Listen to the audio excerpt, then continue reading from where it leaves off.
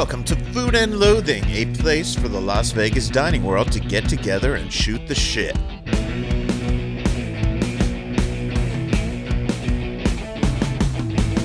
I'm Al Mancini, joined by Gemini Stevens, doing double duty as co-host and engineer. I should say triple duty. You're like also my Uber Eats driver today because she brought some food.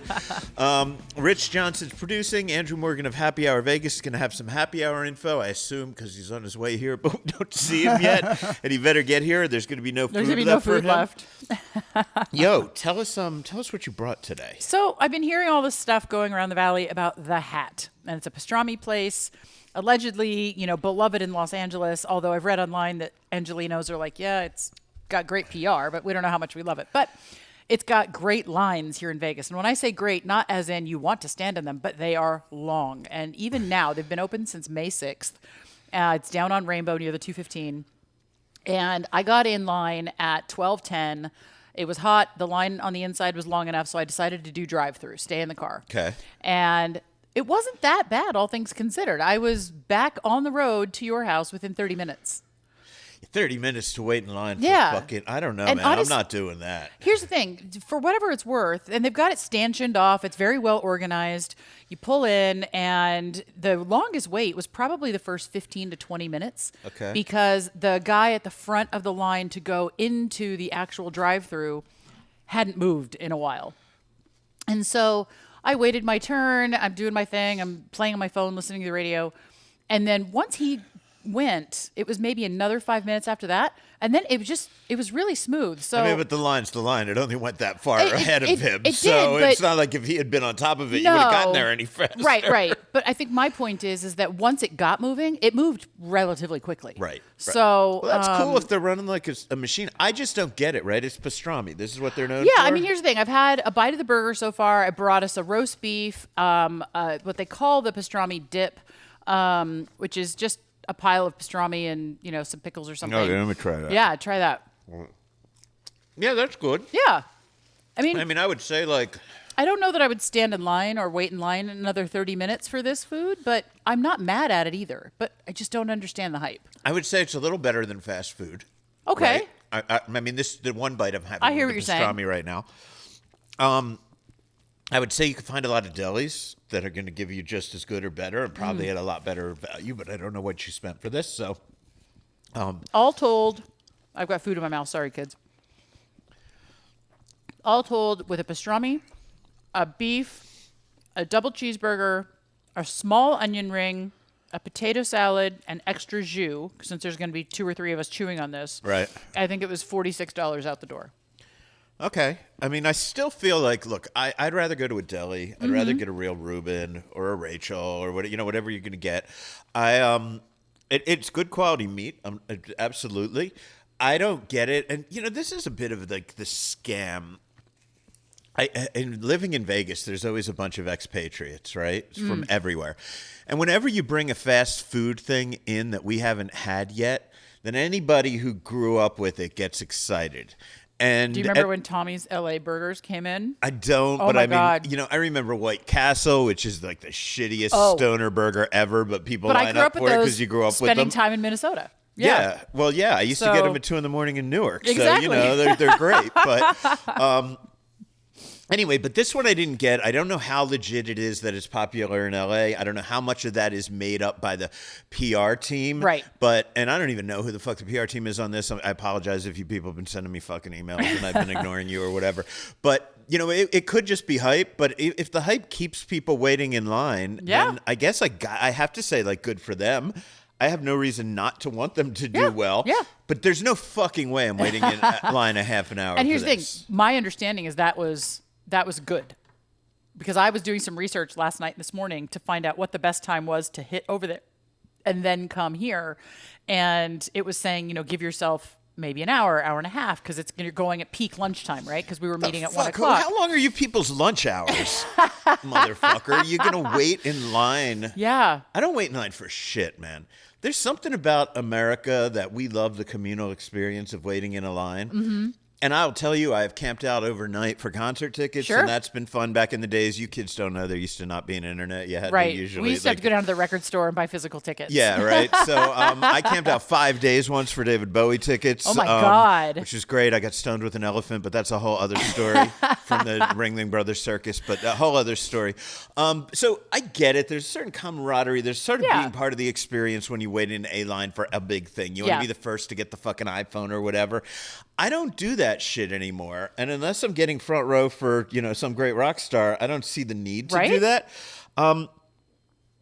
So I would say rock on, hat. What's this other one I'm having? So that's roast beef. Roast beef, so, okay. And that, again, we have jus and all that. Mm-hmm. And then the double cheeseburger. Yeah, all tastes fine. Yeah. But I think for me, that's what it is. It's fine. I wouldn't go and wait in line again. I don't know that I would necessarily go out of my way. The onion rings are nice and crispy, but they're not unique. The onion rings are too crispy. The onion rings are just a bunch of fried fucking dough. I mean, I guess I can see the onion in there. Yeah, but, it's that dipped batter kind of onion ring, or crusted rather, crumbed, I think is a better term. But I will say, it doesn't appear to be minced onions in the middle. It No. appears to be an actual, an actual onion that you can pull out. Yeah, and to their benefit, it doesn't all come out in one right, bite. there is that. And the meat is tender. I'm not mad at that. The pastrami has a good salt on it without being overly so. They do have options for the bread. I just went straight off the menu for everything. I didn't do anything special. Yeah. I mean, I guess if you're sitting in line a half fucking hour, an hour, you want to pretend you're doing something so you make some decisions, I suppose. Yeah, what kind of bread do you want, Mom?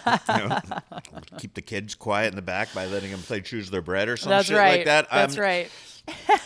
Okay, thank you for doing this. Yeah. You saved me a line. I don't see myself up.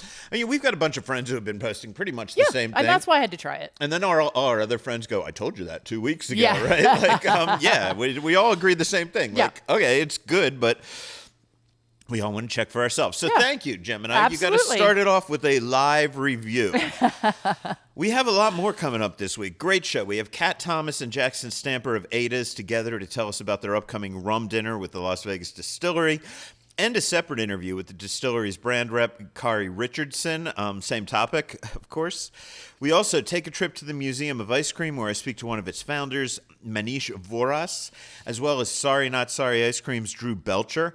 And he told me about his involvement with the museum. We love Sorry Not Sorry.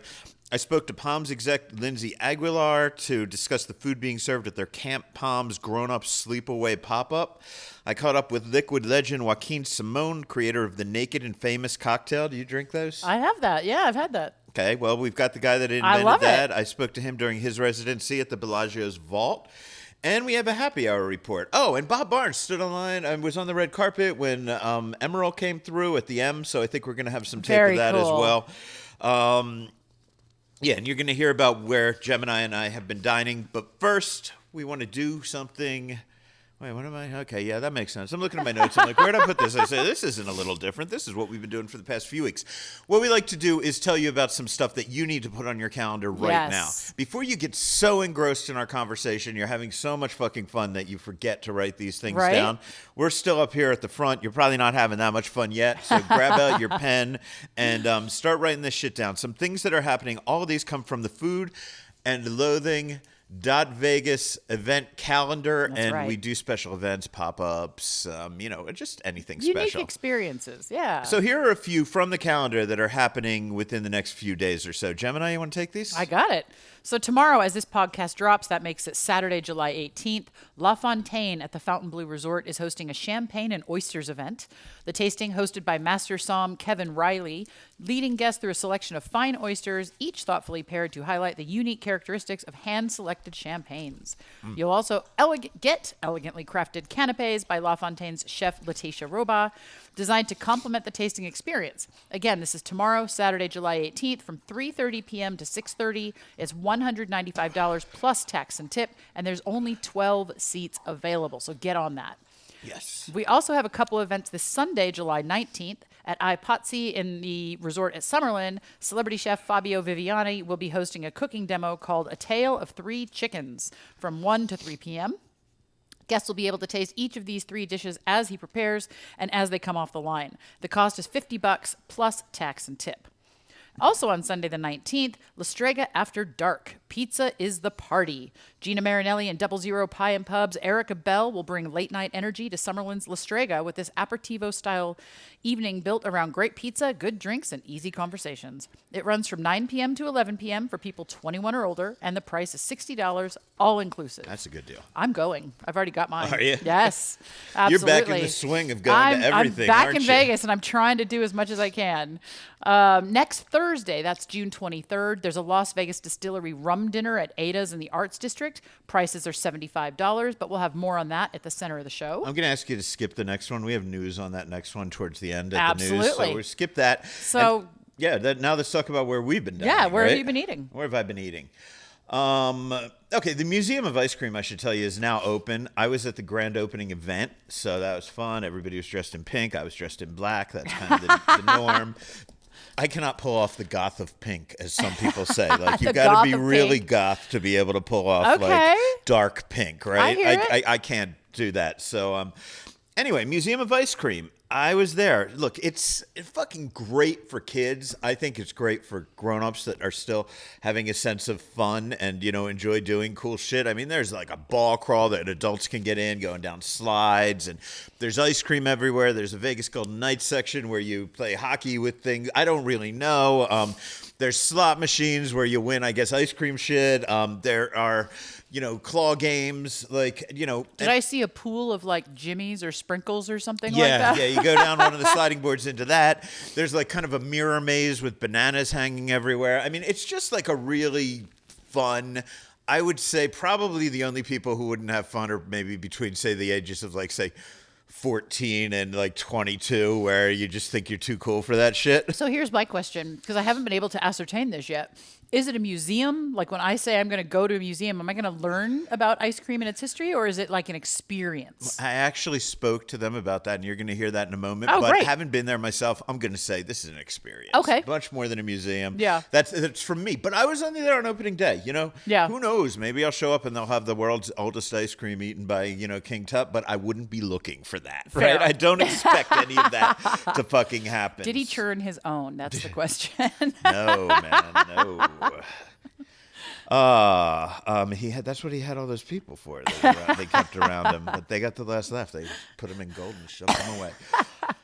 Okay, so anyway, it's opening. It's cool. I had fun. Ice cream, ice cream, ice cream, ice cream. Just think like playground with ice cream and more geared towards kids with just a touch of like Dave and Buster's thrown in there, right? So while I was there, I spoke to one of the museum's co-founders and the CEO, Manish Vora. This isn't your first location, but why Las Vegas? And does it have anything to do with the heat? So, to believe it or not, the heat didn't even factor in to the idea of ice cream. People still eat ice cream in the middle of the winter, and we started in New York City. We started in a winter market. So the heat, while we promise you it's going to be the coolest and sweetest place in Las Vegas, but truly the dream of building an experience and museum in Las Vegas predates opening even our first Museum of Ice Cream. I wanted to build a museum in Las Vegas. I spent 10 years in the New York art world trying to blur the line between art, design, music, and create a space that brings adults into play and culture. And so the Museum of Ice Cream was that adaptation. So all along, from the original conception of the Museum of Ice Cream, we had Vegas as our North Star. But we realized as we started traveling around the country doing pop-ups that you don't come to Vegas not ready to go big, go sweeter, and all of our museums we're so proud of. But as you're going to see here, the scale, the size, the world's largest buffet, a functioning ice cream wedding chapel, the whole experience with 5 different slides, with the 30-foot ceilings, with a 3-story hall of freezers. We spent years in design, years testing other experiences in other places, and this model is completely different. This is a full free-flowing experience with that central buffet, a full bar. We had to come in ready to play and ready to be we are a global destination, but we want to be the best global destination in Las Vegas. We didn't want to come in, with just a little scoop. just hearing you listen, obviously this is an attraction, this is entertainment, this is an experience, right? Yeah. How much of it is also really a museum? How much history are we going to pick up while we're here? So we have a lot of history and science throughout all of our museums. Here, there is a sprinkling of ice cream flavors and history and facts, but for us, the museum component is really in the design. Our designers are artists. The museum is an abstract piece of art.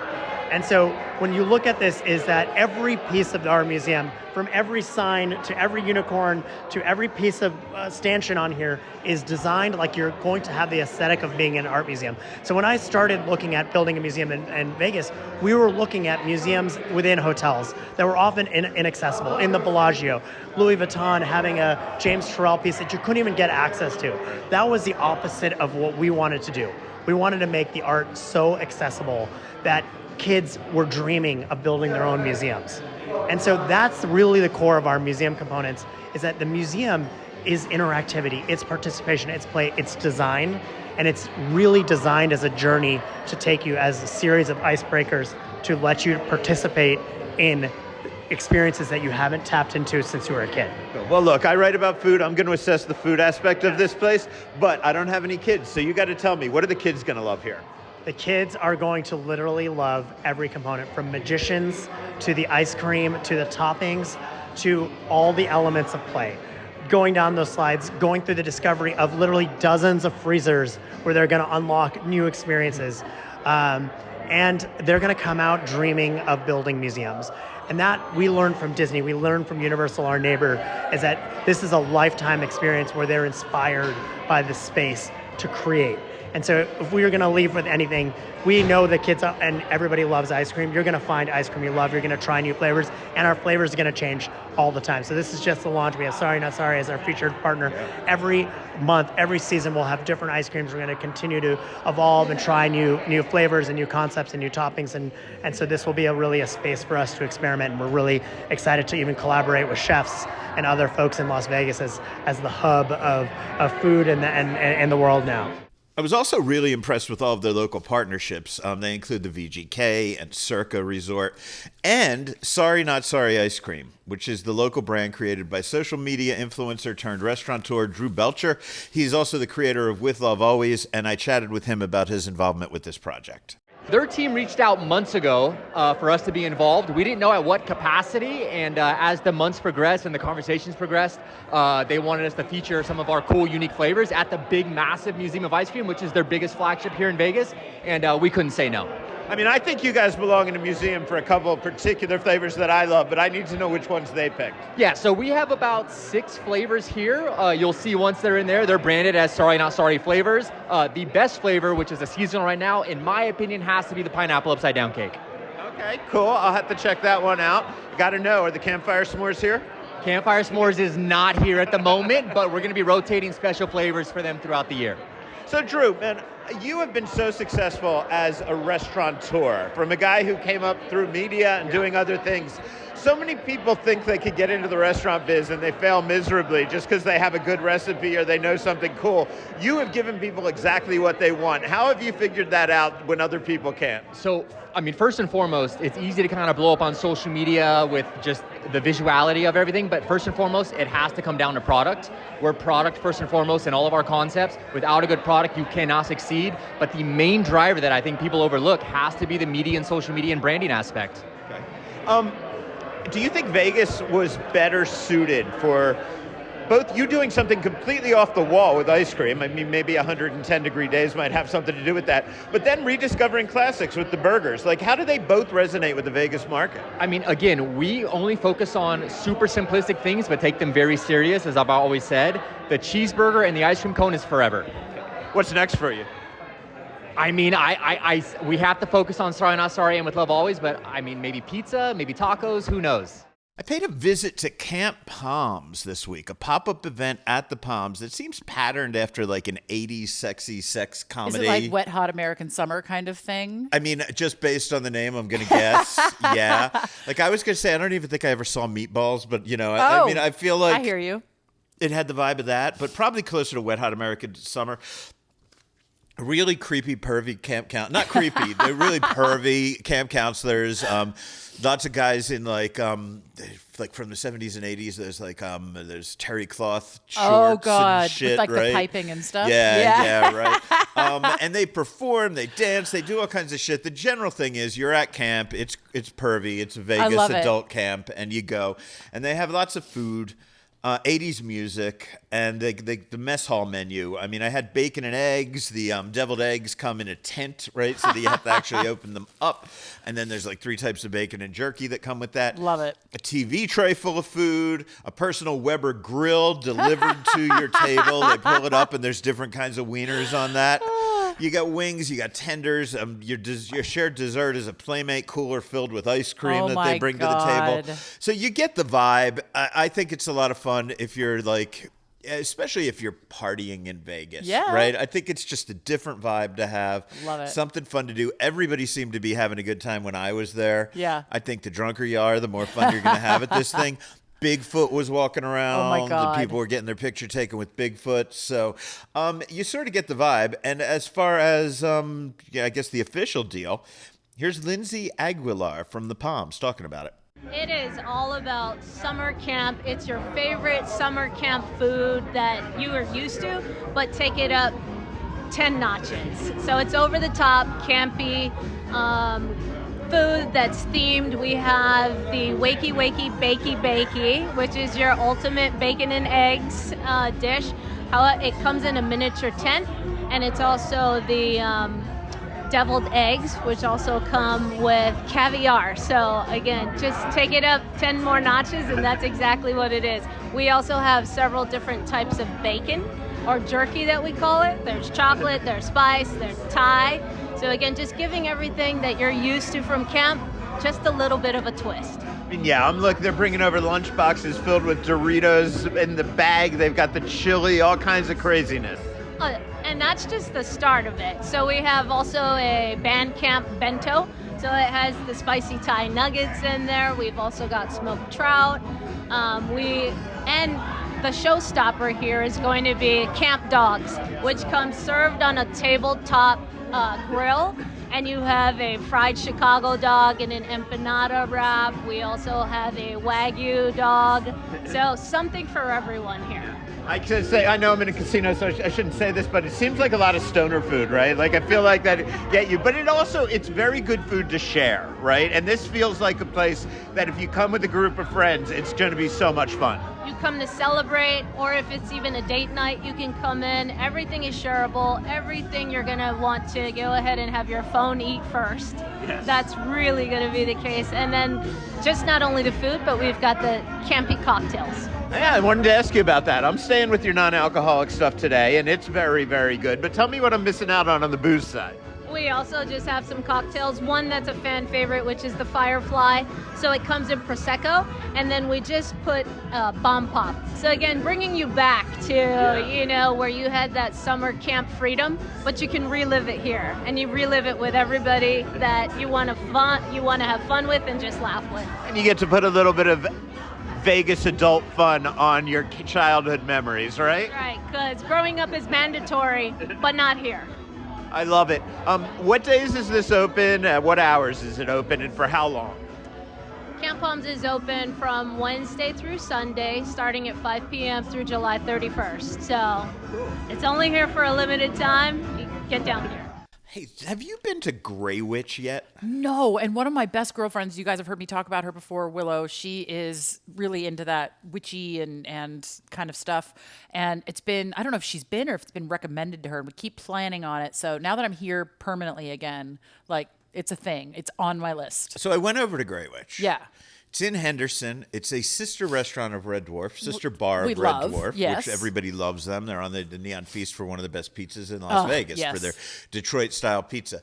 So I went in during the day, and it's really just like a kind of fun, divey, not even divey, rock and roll bar, sort of, right? Everybody in there is, other people with mohawks in there in the afternoon, like that kind of shit.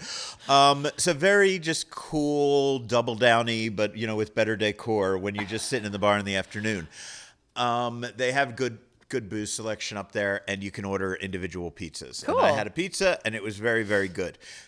This is also a live concert venue, so Okay. I had the bartender give me a little tour of the concert venue area. That looked really cool.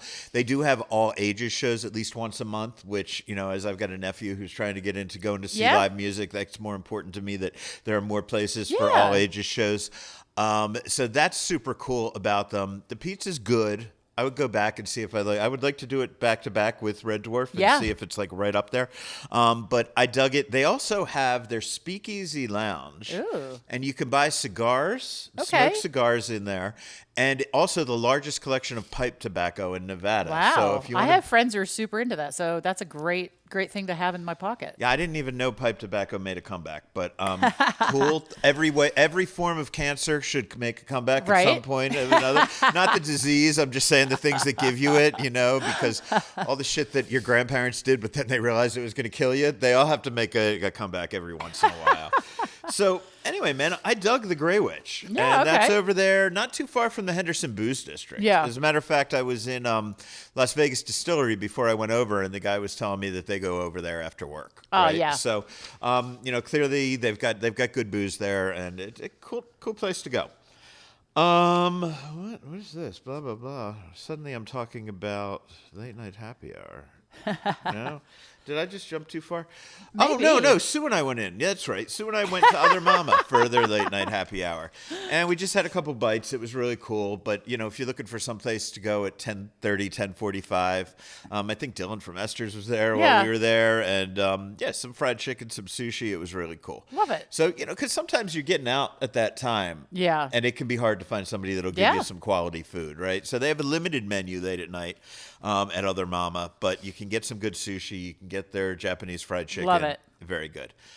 Another happy hour. Sue and I sat at the bar at Amari. We did one of their pizzas for $19.19. Very, very, very good. Kind of almost a Neapolitan style pizza, but I believe it's a sourdough crust they're using, so it's got a nice heft to it. Yeah. Really dug that. Had some sesame arancini, which were like 2 for $9. Cool.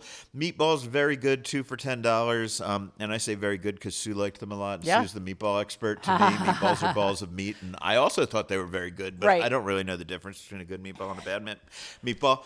And that's about it for me this week, Gemini. Where have you been dining? Oh, I've got a couple things under my belt this week. I went in with a girlfriend to Honey Salt for lunch last week. I got a burrata salad, and I chose to add salmon to it instead of having too much food. It was just all one plate. Really, really well done. I think they do a lot of the cheese and stuff like that in-house because it had a very homemade feel to it, and I mean that in all the best ways. Because, sometimes commercial burrata can have like that. It's a tougher exterior before you get to that interior goodie. So that was really, really lovely. I got some chili crisp to add to the dish, which I really liked. It went really well with their vinaigrette, and the salmon was cooked brilliantly. I also went into Cafe Mung. They have 2 locations, one on Sahara near Fort Apache and one off of Warm Springs near Southern Hills Hospital. I went to the southern one, and my friend had a kimchi tuna melt that was absolutely delicious. The tuna was well mixed. It wasn't smashed all to hell like some people do it. Yeah, the kimchi was nice and spicy. So is this like tuna salad that they put like mayo in? Yeah, tuna salad with mayo, and then it's got putting, cheese, like, and then mayo and shit. it was working good for me, but okay. Yeah, it was super cool. good.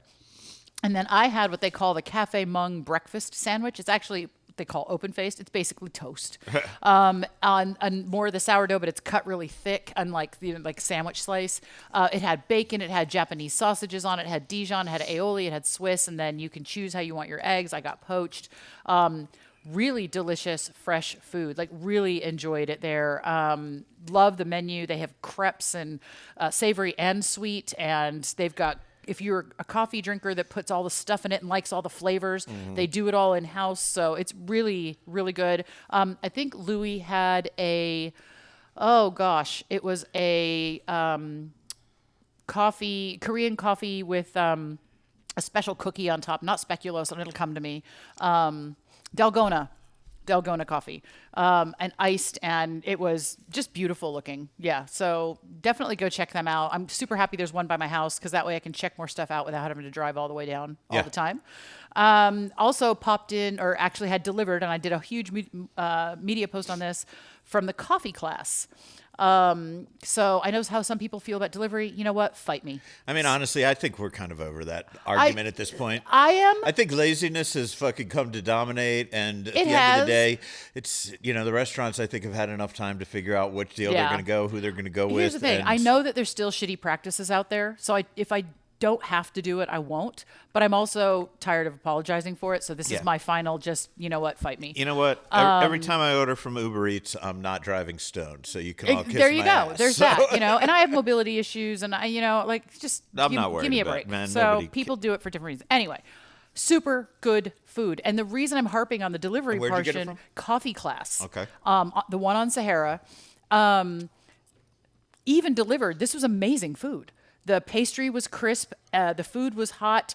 The meat in the sandwich was juicy. The pictures on their website do not do it justice.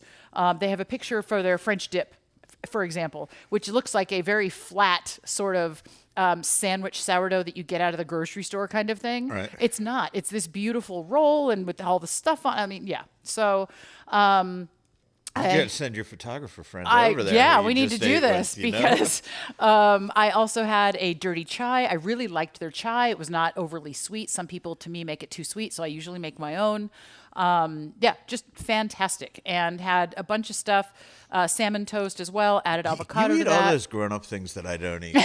You know everything about chai and avocado toasts and I love it. Yeah, you're very... very grown up. Hey, I grew up on Lunchables, right? So I just do the adult version now. And then I also popped into Al Solito Posto Happy Hour. I hadn't done that in a while. Over at Tivoli Village. James Village. Trees. Yep. This is his northeastern U.S. Italian American kind of restaurant compared to Esther's. I'm just saying more red saucy than say Esther's. That's all. And so we got two dishes. Both were called fried, but I'm not sure the lasagna was actually fried because we had the fried stuffed squash blossoms, one of my favorite things on the planet. And I love how they do them at Al Solito Posto because they are full. They are stuffed. They are tasty. It comes with this beautiful basil aioli. And then, of course, they bring you the focaccia when you just sit down, right? Even before we ordered our drinks. Right. And so you get the garlic confit and oil and herbs to go with that. So just all of it was fantastic. And then, they're called fried lasagna bites, but they look more like little rolled pieces of lasagna on the plate. There was like 3 good size ones covered in the sauce and the cheese. I didn't feel that they were fried, but maybe they fry the pinwheel and then put the stuff on top, and maybe that's the difference. But Sue really super likes tasty. Al Solito Posto, so I have to get my ass over there. Absolutely. Let me know. I'll run over and meet you guys.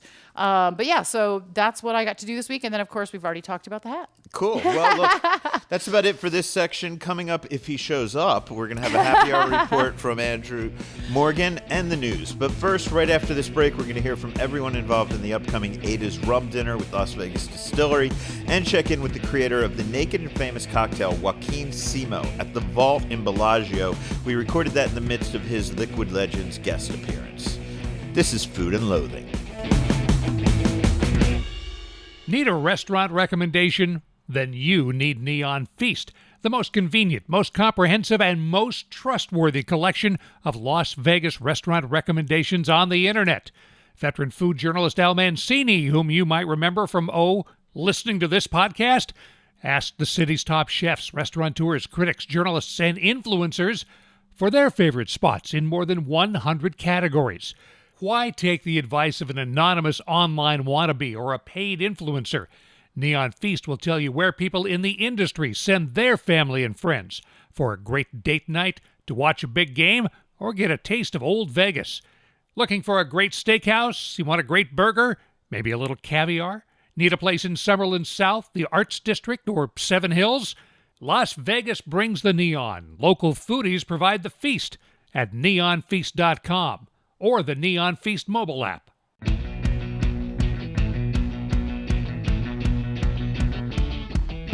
Yeah, you still hear us chewing a little bit, but we have a show to get through. And while Ziggy we're the dog eating. is being really well behaved. He's not even begging anymore. So as we mentioned earlier, there's a Las Vegas Distillery rum dinner at Ada's next week on June 23rd. And Al sat down with both Ada's wine goddess, Kat Thomas, and the restaurant chef, Jackson Stamper, to get the details. We are partnering up with Las Vegas Distillery to host a rum dinner July 23rd here at Fabulous Ada's. And we have custom rum drinks being created. May I say by whom? Yeah, absolutely. Go for it. It's my wife. My wife is making the drinks. Okay. So yeah. A little extra collaboration.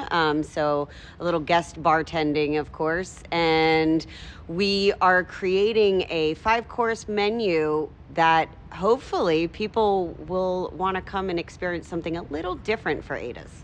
Yeah, people come here for wine most of the time, and Jackson, I assume you cook to pair well with the great wines that Kat brings in here. What made you decide that rum would be a fun spirit for you, Kat, to explore? And then Jackson, now I really want to know how you design this menu, especially if you have your wife at home designing the drinks. But first things first, why rum in a wine bar?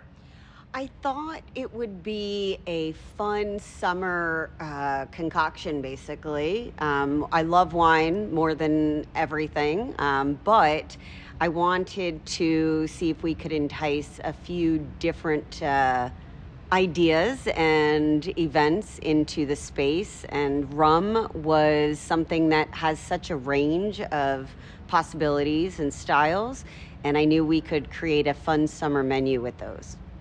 Okay, Jackson. So I think rum, I either think the Caribbean or I think maybe the South Pacific. What do you think when you're making a menu for rum? Definitely, we lean to the Caribbean side of things. So Caribbean or like Northern South America, Guyana, that kind of area. But we went the Caribbean route, so we're leaning into a lot of Caribbean flavors. I'm doing a play on a Jamaican curry. I grew up, one of my best friends was Jamaican, and it was one of the highlights of going to his house was his mom would make this Jamaican goat curry, and I haven't had it in forever, and so I was super excited to throw that in the menu. But things like that, we're doing, taking some Cuban flavors, we're doing a pork that we're gonna brine in a Cuba Libre style and add some mojo sauce. So it's definitely leaning more towards that Caribbean island flavor. Rum, I mean, just to any layman, and you guys can correct me if I'm wrong about this, but you just start thinking about sugar. You think this is gonna be sweet, everything's gonna be sweet. How do you deal with that as a chef? It's balancing it, right? It's cutting it. So one of the great things with being able to work with my wife, we've worked together before on things like this, and so we have a great rapport, and we're able to just bounce things back and forth and develop how we want things to taste in that way. So we'll start at one point, talk about maybe, all right, I was thinking about doing this dish, right? Like I want to do this play on an ajo blanco gazpacho, and then she's like, well, I want to do this kind of cocktail, so where can we kind of meet in the middle there? And it's like, well, maybe we switch the ajo blanco to carrots instead of grapes, and we start doing more warm spices, right? So now it's a totally different dish, but it started in one place and came over here. So it's just all about balance. It's just like the cocktails. It's you want to throw in the acidity to cut through the sweet, but you don't want to lose the identity of the rum that you want to shine. Kat, I'm going to ask you, before we talk about the specific Las Vegas Distillery rums, and I love that organization, I definitely want to talk to them, but rum is one of those spirits that I feel has never had its moment to shine the way just about everything else has. We got mezcal comes in and out of fashion, we got shit from South America, we got all kinds of stuff. Rum never seems to get there, which means one thing, you could get good rums at a reasonable price. Mm-hmm. But it also means most people don't know what they're looking for when they want to order a rum, especially a sipping rum or whatever. So can you give me some basics for somebody that really wants to learn about rum? Yes, come to the rum dinner. But, rum is, I find it akin maybe to a Sauvignon Blanc sometimes, because people have an idea in their heads, like you're saying, it didn't really shine. People think rum drinks and they're either really overpotent because they're tiki style or they're very sugary drinks. And I know that the same thing happens when people think about certain grape varieties as well. So I think if you want to learn anything, obviously you can Google stuff, but Come to the dinner. I'm also increasing my knowledge. I love aged rum. I think it's amazing to sip on. I typically don't actually get mixed drinks when I'm choosing rum, but I think this was my opportunity to see how much we could do with unique things that don't get a lot of play, and that's kind of what we do here at Ada's, mostly anyway. Okay, so a lot of times you go to a wine dinner, you go to a rum dinner, you go to whatever, and yeah, tentatively we're here to learn something, but we're really just there to have a great meal. But are people really going to learn some stuff from you this time? Oh, they definitely will. And we also have our host from the Las Vegas Distillery coming, which will be able to speak a ton more than any of my nerdy schooling and knowledge could teach, because I can do all the technical things, I can teach you about the history, but they're going to be able to really dive into the nuances of their products as well and how we're complementing the dishes with them. Are either of you guys fans of Las Vegas Distillery? Have you been over there? I'm amazed with what they've done with that space. The tasting room is beautiful over there. They're bringing out a lot more products. Some of them are much better products than I remember from the early days. So do you guys, are you both fans? Either of you? Yeah, absolutely. Huge fans. They've come a few times now and tasted us on things, and the product is just, it's really good. It's surprisingly good, honestly. Yeah. Like, you normally, anywhere you're at, when you have like a local distillery show up and give you stuff, it's tough to hold up against some of the bigger brands and stuff. But this one is really, really yummy. Yeah, and so right now we're actually partnered with them on a martini crawl, like a downtown martini crawl, and we're featuring their coffee liqueur, which does extremely well in our espresso drinks. And we decided to try a few other things. Their gins are great. We're going to do like maybe a welcome gin drink for people to just try something in addition to the rums. And they have offered to take our whole team on a tour of the distillery, which is a really nice and generous offer that we're going to take them up on.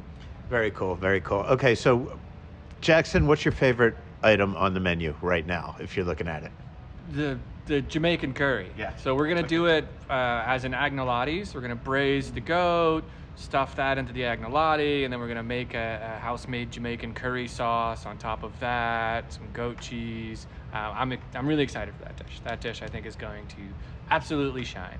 I'm excited about that for a lot of reasons. I'll tell you some of them when we get done with that. But could you guys remind everybody, what's the date, what time, how much money, and they need to get their tickets now, I'm assuming? So it's Thursday, July 23rd, 6:30 p.m., $75 a person. That includes drinks and food. So it's $75 for 5 courses of rum cocktails and neat pours and 5 courses of food. Al also took a ride over to Henderson to speak to LV Distillery's marketing executive, Kari Richardson, about the rum dinner. I am very thrilled to be partnering up with Ada's with the Las Vegas Distillery. And one thing I love about the Las Vegas Distillery is that we get to have a lot of great partnerships with local businesses. Yeah, and it's interesting. I was just down in the Arts District. I was sitting in Craft House, and the guy there started telling people about, what great things they had in downtown. And I said, "Oh, you got to go out to Henderson. You got to see the Las Vegas. You got to see the booze district, because I think a lot of people don't know that this booze district exists. They may not know that you have a distillery out here. And I love the fact that you're going out and you're doing these events to introduce yourself to the Las Vegas market." Absolutely. We are very thrilled to be partnering up with Ada's, and they are going to be utilizing 4 of our rums, all 4 of our rums actually. And just to tie everything back to the Las Vegas Distillery, if you haven't been here, we have a beautiful tasting room and a full bar program. So I would highly suggest making your way out here.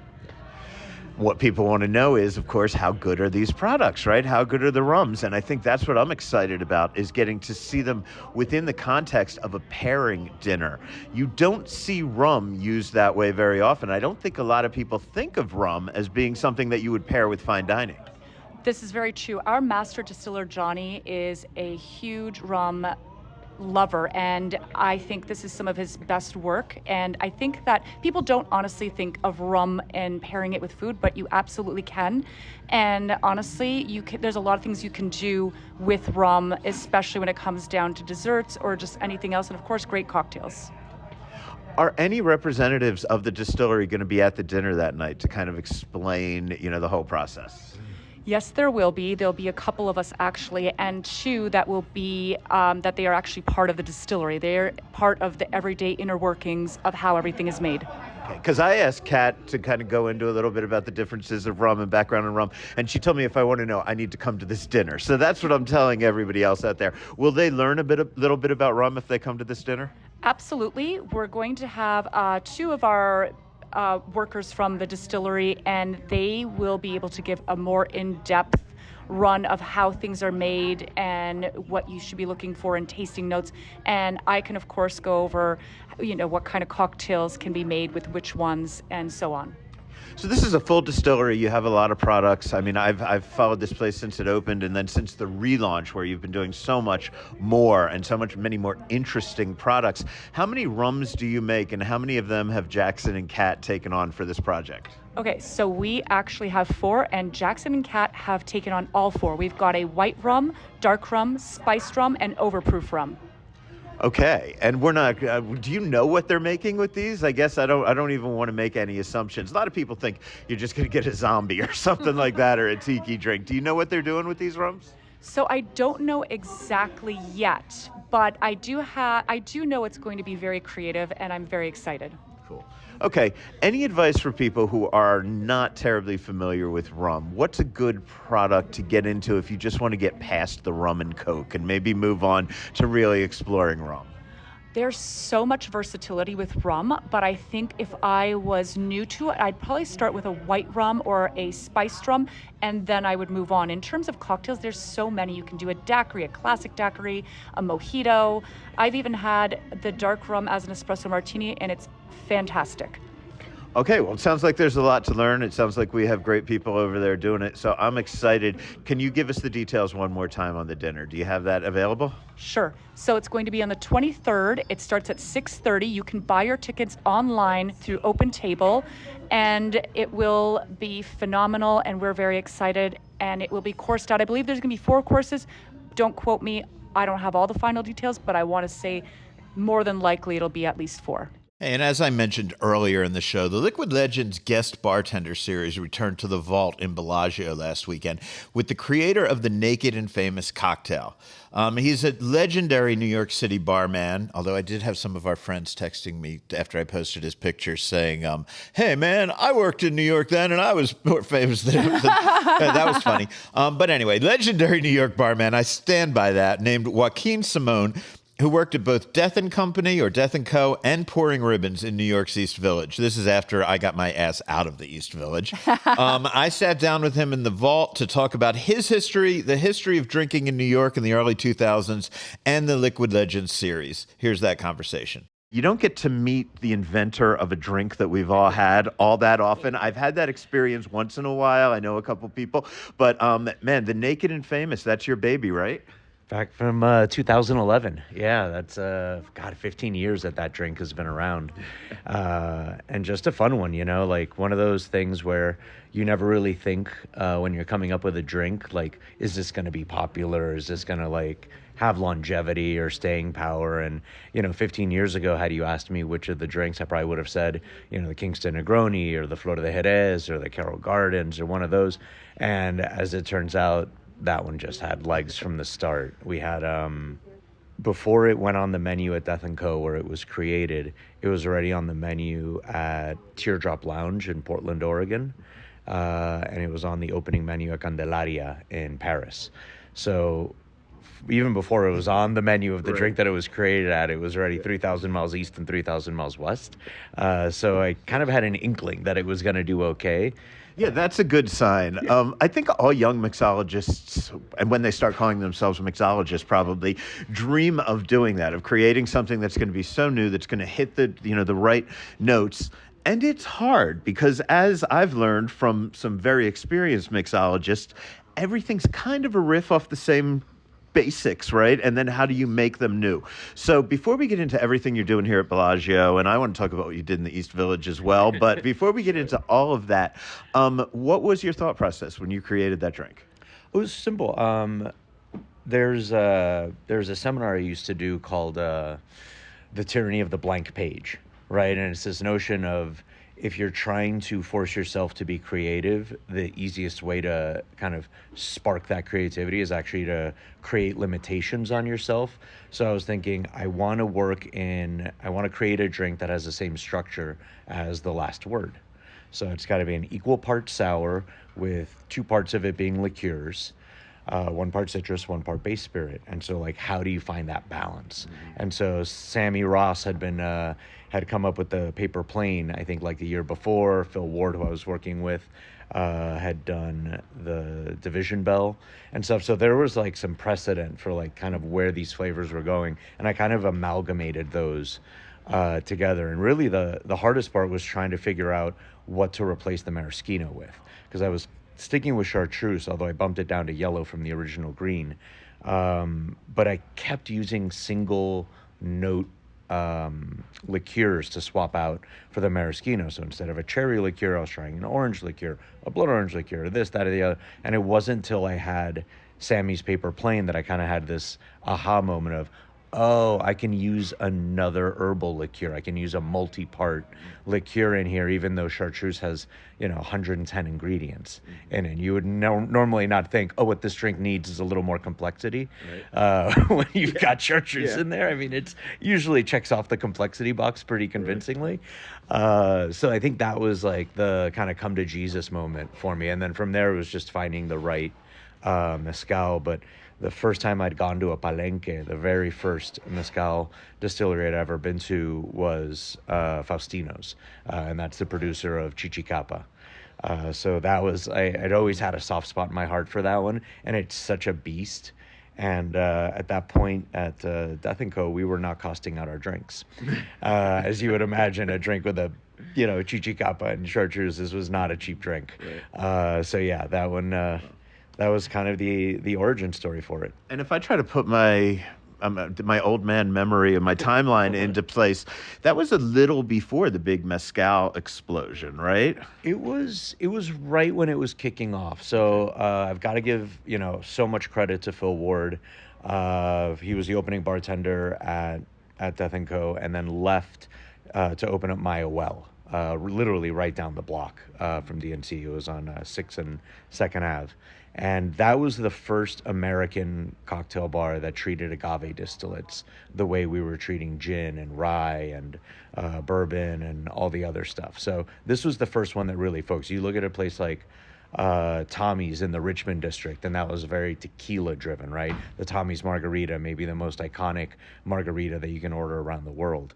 But for mezcal, that was new. And when Phil put the Oaxaca Old Fashioned on the opening menu at DNC, I just remember that blowing my mind. I was like, oh my God, there's 3 expressions of agave in this one glass. I'd never had an old fashioned that tasted like that. It was just transcendent. So that really helped.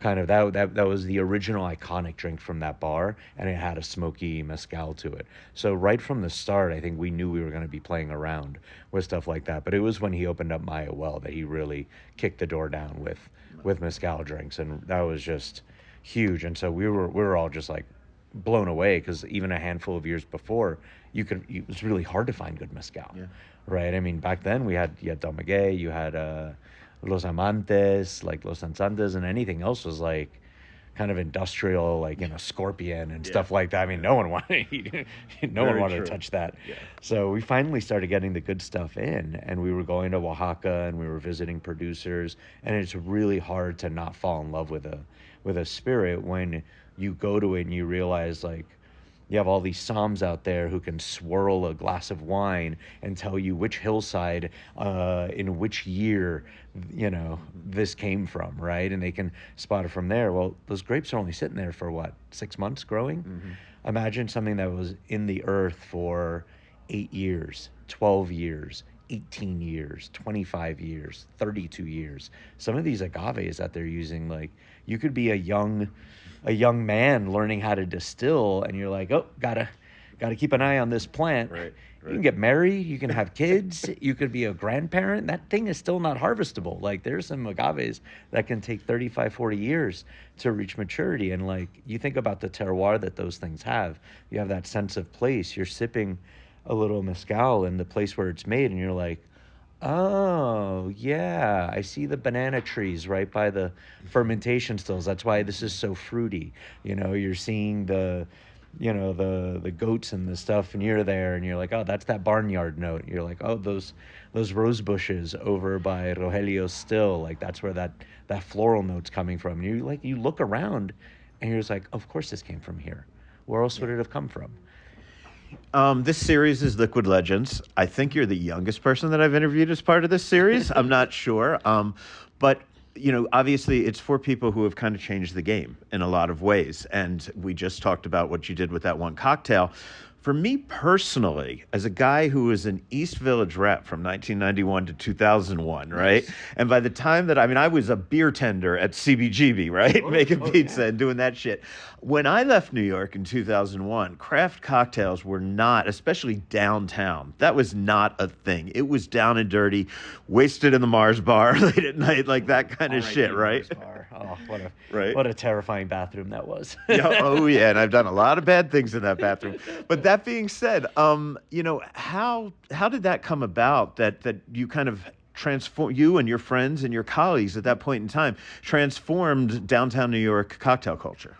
Honestly, it was right time, right place, right? So I moved to New York in the beginning of 2005.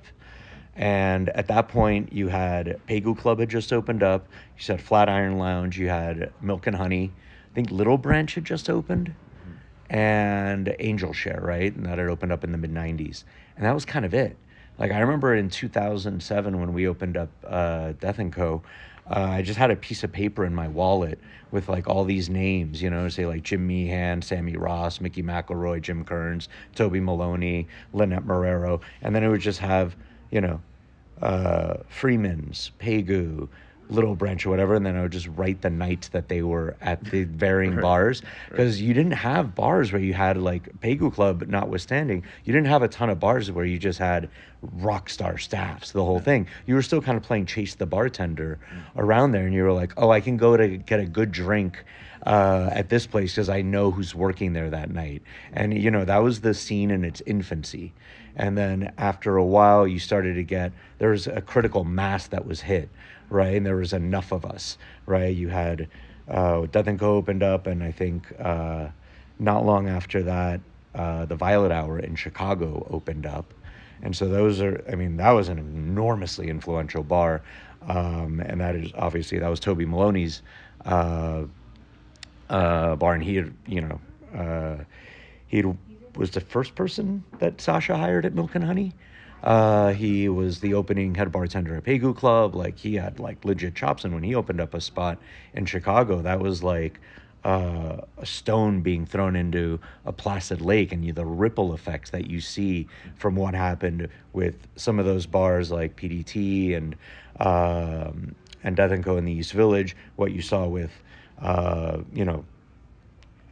Harry's Starlight Room and Absinthe and Tres Agaves and stuff like that out in San Francisco. You were seeing these little pockets of stuff and this growing influence. And all of a sudden, you would hear about these bartenders. You'd hear about Marco Dionysus. You'd hear about a Chris Hanna down in New Orleans. You'd hear about these guys. And all of a sudden, there started to be a real community. And we all started to, we'd go to Tales of the Cocktail. We would go to visit each other's bars and be like, oh, I've heard of your place. Like, I know who you work with. Like, oh, this is great. And it was very, very convivial. It wasn't competitive, right? Like, we all realized that a rising tide lifts all the boats. And, it wasn't an issue of like, oh, well, if they're here, we have to hold on to them. Rather, if we had a guest who was awesome at one of our bars at Pouring Ribbons, at Death & Co. or whatever, if we had someone who was great, then we wanted to send them to our friends. We wanted to make sure, like, oh, are you in from out of town? Oh, do you work at a bar? Oh, no, you're just a great regular. It's like, let's make sure your New York City experience is awesome. Right. So we would send them with what were called boomerangs. So we would take a random glass that we'd have, and we'd fill it with some sort of liquor. Sometimes it was a cocktail, sometimes it was just straight booze. And then we would put a rubber glove over the top of that, inflate the rubber glove, and then write something cheeky on it. And then we would send them off to whatever other bar they wanted to go to. So maybe it was Smoke and Honey, maybe it was PDT. And it was basically a way of flagging to the door guy, prioritize getting this person in. You know, like we vetted them. Right. And we trust them so much that we're sending them illegal booze so the staff can have a cheeky shot and, you know, welcome this person in. Cool. And the reason it was called a boomerang is because if you sent them someone awesome, you were always hoping that they would then send you like a great guest, if not that night, then another time. Wow, that's amazing, man. I wish I had been in New York for that period. So let's talk about being here at Bellagio. What does it mean to be considered a liquid legend and to be invited to do this? And then what's the experience going to be like for people who come in? I can't say those words out loud because I'm just going to be blushing and you'll even hear it over the microphone. It's a huge honor. I mean, it really is. It's, you know, I joke that it's like, I used to be good at my job, you know, and it's like back in the day, I was good at this. Right. And it's really lovely to meet people, to meet younger bartenders, to get a chance to work with a new staff, to have these opportunities. It's really, really special. I still love doing guest shifts. I still love being able to kind of go out and explore new markets. And I hadn't been to Vegas before. The beginning of 23 was the first time I was in Vegas. So, you know, this is still, to me, a very new place. And every time I come back, I'm kind of discovering more and more things. So, you know, obviously they've done a very good job of keeping this place, hard to find. Trust me, I've walked past it 47 times trying to find it. And but this is an absolutely incredible space. I mean, I'm looking at those vintage spirits behind me. I've, sat at the bar and watched this team work, and it's just really high level stuff. And I know what Craig's pedigree is from his time in Chicago and the standards that they're holding here. And it's really, really fun to be able to come in and offer a few kind of fun drinks that I didn't think I was going to get to make again in a lot of cases, we've got this one, the Dangerous Summer, that I had done in, I don't know, it was like 2009 or 10, I think. And it was a stirred blood and sand riff, but it was made with a base of Yamazaki 12-year. And back then, no one understood Japanese whiskey. No one cared about it. It wasn't, I think it was the following year that a Japanese whiskey won World Whiskey of the Year, and then all of a sudden it became now it's allocated. Now anything with an age statement is going to be impossible to get. So we got Hibiki Harmony instead of the age statements, right? Exactly. Yep. And so, but you saw that happen with stuff like Pappy and Weller, and you saw it happen with Japanese whiskey. And so when we had it on the menu, no one went near this drink. It was like this stirred blood and sand, and everyone's like, Japanese whiskey, no, I want to drink like a peaty scotch, and that was what people were into. And so to be able to revisit that drink now and to have people be able to try and really understand what was going on with that base spirit, and like now all of a sudden it's like, oh wow, you see a drink with Yamazaki 12-year on a menu, you're like, well, you don't see that very often. Yeah. So it's really fun to be able to have the opportunity. They have such an incredible war chest here, and I had some ideas for different serves we could do and this and that, and they're just like, yeah, we're here for it. Yeah, Bellagio's got you covered, man. You're going to get what you need when you're here. And the next Liquid Legends event at the Vault will be David Wondrich on August 6th. Coming up, hopefully a happy hour report and the news. This is Food and Loathing. Hey, it's Rich Johnson, your faithful Food and Loathing producer. Thanks for listening. And I also want to say thanks for reading the latest happenings around the Vegas food scene at the website for this podcast, foodandloathing.vegas. That's right, .vegas. That's where Al and Gemini and I summarize some of our favorite podcast interviews and bring you some original stories as well. Also, Bob Barnes serves up his weekly dining and entertainment guide. You'll find rundowns of the Valley's top restaurants, and you can always stream the most recent episode of this podcast. So make sure to bookmark foodandloathing.vegas for dining news. And while you're at it, check our other buddy, Andrew Morgan, at happyhourvegas.com for his recommendations on Las Vegas's top happy hours. Chill the martini glasses and check your your bitters collection, because it is time to talk happy hours with Andrew Morgan of happyhourvegas.com. He's trying to avoid Ziggy the dog right now, who has gone all crazy because now the house he had a bite of pastrami and nothing's going right now. He just thinks he owns the house. Andrew, how are you, my friend? Don't give him a hard time. His poor Ziggy Stardust. Like he's got all the love. He's got pastrami. Of course, he's having a good time. So.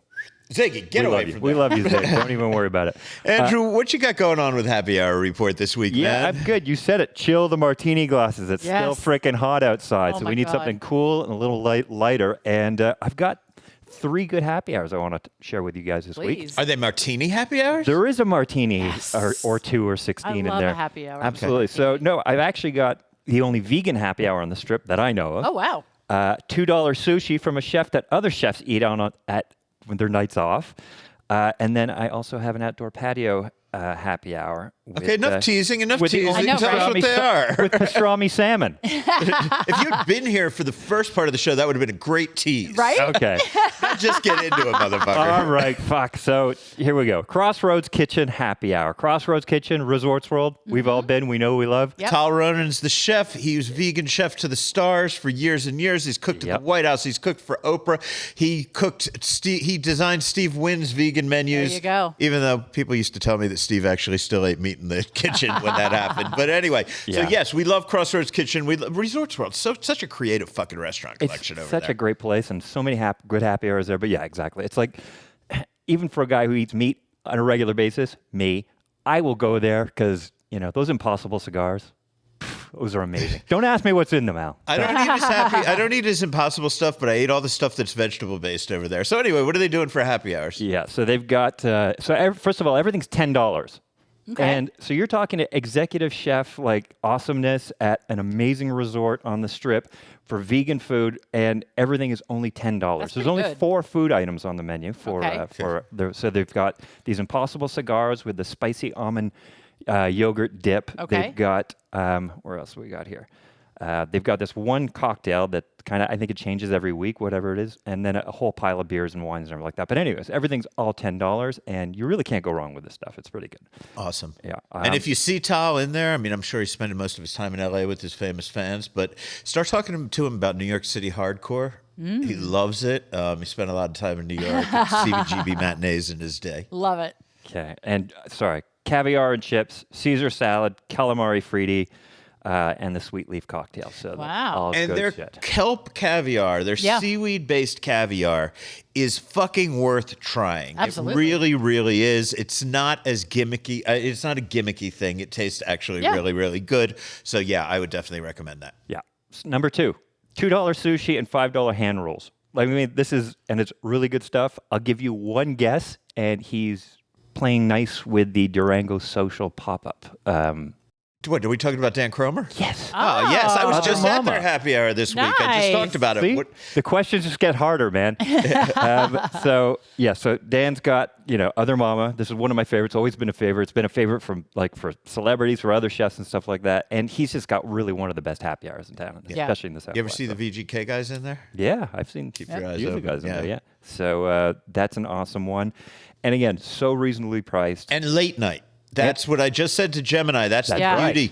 You're looking for someplace to eat at 10, 10:30, 11 o'clock. And that's why I see chefs over there after they get off work. Exactly right. And that's the late night, I think, is only Friday, Saturday, but that's fine because that's the way. That's great. That's when I went, yeah. Exactly. And this is right across from Desert Breeze Park on Durango Drive. Yep. Correct. Yeah. Signature cocktails, $10. Spicy edamame, $4. Shishito pepper, $6. Japanese fried chicken for bar size, $8. Had that. Good. $2 for sushi, tuna, salmon, ocean trout, et cetera. Hand rolls, $5. California spicy tuna cucumber. You got the whole thing there. That's great. Awesome vibe. Yeah, and we all had a love it. fantastic yellowtail and scallion hand roll. Absolutely. And also, Dan's spicy tuna rolls are not like other people's spicy tuna rolls. They're not drenched in like a mayo, hot mayo. So I like their spicy tuna rolls, and I don't usually like them. Yeah. So it's a great spot. Yeah, so that's good. Okay, I'm on a roll here. Number 3, pastrami salmon. Yeah. And you don't think pastrami salmon when you're thinking about a steakhouse, but at Butcher and Thief Happy Hour, you do.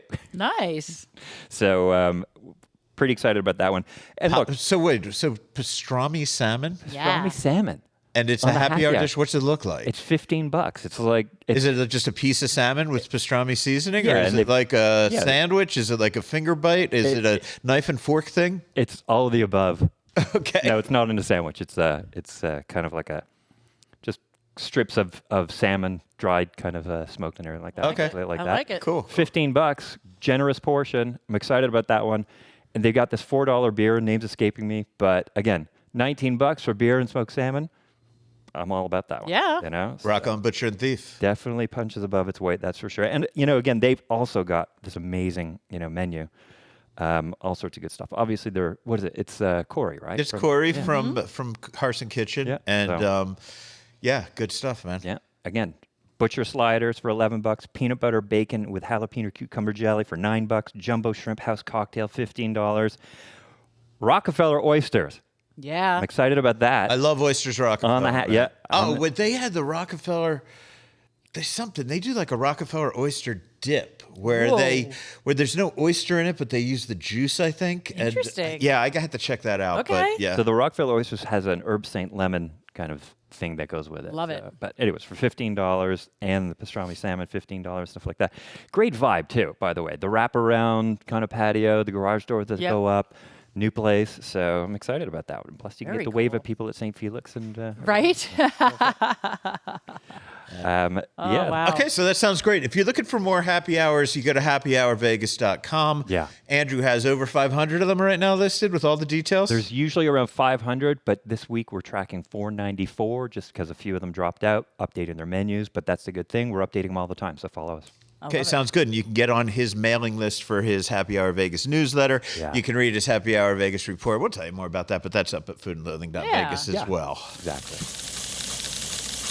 So news time. Yeah. News. Emeril Lagase's first off-strip Las Vegas restaurant. And I have to check with you because you wrote these notes. Is it Meril? I think it's called Meril. Okay. At the I Emeril want to make sure I wasn't missing a letter on it. No, because most things I write down are the missing letters. So it's Meril at the M Resort, now open. Food and Loathing's Bob Barnes was on the red carpet at a special media preview and had the chance to speak to the legendary chef himself. Why did you choose the M Resort for this restaurant? Well, they become a great partner, and when we get to know them and realize that they do things the right way, that's how we go about what we're doing. We want to do things the right way. You can tell by the experience of the resort itself, just quality. When you see the restaurant, you walk in, it's about quality, and so we're just going to keep building on that. So, Chef, it's been quite a few years since you've opened a new restaurant in Las Vegas. Why now? Why is this the right time?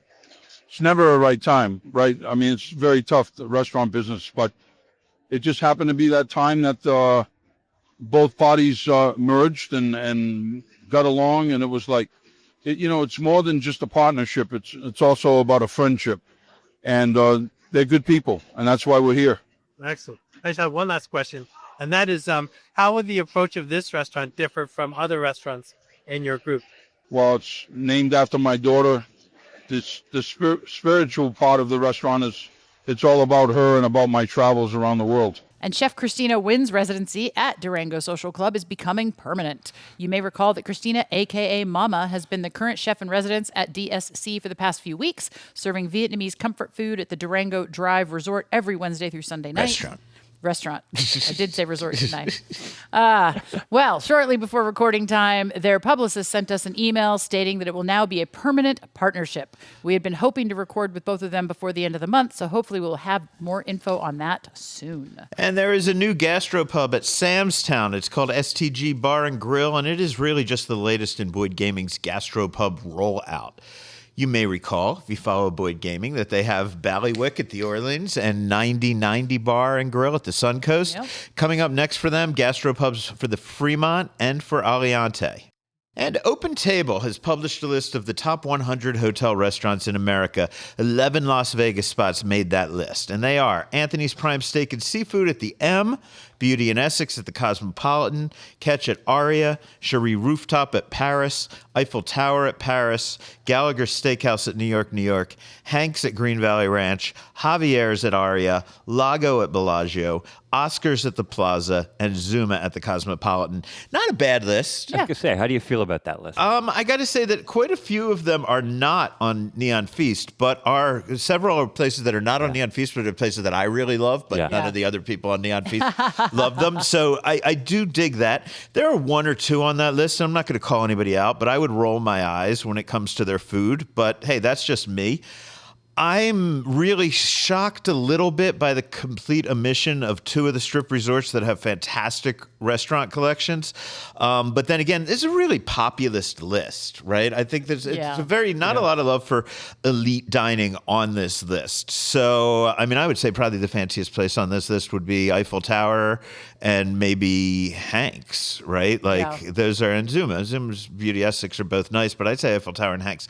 So I guess that's maybe why we don't see, like, say, any Wynn Las Vegas restaurants on there, because they're just a little snootier than this list is. Well, I don't know. You've got a point, too, when you say it's populous. It's coming from Open Table, which is a worldwide reservation system and, ratings and things like that. So it's not like they're really going after locals with this list. Yeah, exactly. And it's not people that have concierge or whatever, their casino host making their reservations, right? Yeah. So I think that might be why some of our favorite fancy, there's no Guy Savoy on this list, there's no Joël Robuchon on this list, there's nothing at Wynn on this list. I think that's just because they're a little bit more fancy than well, it's also they might not be using Open Table as the reservation platform. Wow, is that the fucking deal? So if you're not using that's kind of my point. I didn't even Open think of Table's that. top 10 list based on Open Table's restaurants. I wasn't even thinking that the resorts all have. They all have. God, I'm an idiot. You got 7 rooms. You got Open Table. This is why I need you to do marketing for me. I don't understand how this shit works, man. All I do is talk about food. Anyway, I was really surprised to see Anthony's on the list. So congrats to the M. I still haven't made it in there. I feel bad now for missing it. Isn't that also the spot with the months-long waiting list for their weekend? That sounds brunch? familiar. Is it? Wow. Okay, so, I mean, by the way, sounds like the M's having a pretty fantastic time. so. They got Emeril in there now. We're going to have to go spend some time down at the M. We are. They got Stone Temple Pilots coming up, I think. Oh, I got to go check that one out. Without the dead guy. Oh, my God. You had to go there, right? I mean, I'm just saying, as a guy who spent a lot of time interviewing Stone Temple Pilots, I also spent a lot of time following Scott Weiland around the East Village waiting for him to get arrested and at his perp walks. I have to say that, without Scott, I don't think it's Stone Temple Pilots, but I would still go see that show. Yeah. Because absolutely. the songs are fucking awesome, you know? Absolutely. And, nobody will be overdosing backstage, so that's always a good thing. Always a good thing. Right? Let's avoid that if we can. I actually liked Scott. I do miss him, but I don't think his death was a Why big do we want to surprise. avoid that? I mean, that sounds like fun. No, we're going, man. No, the show I want to go to, it's the avoiding the OD backstage. Yeah. That's all there I'm won't saying. be one, because there's no Scott Weiland. This is what I'm saying, man. Oh, my God. But that would make good social media fodder. Come on. Oh, God. I doubt they will do any talk show songs. And if you don't know what I'm talking about, look it up.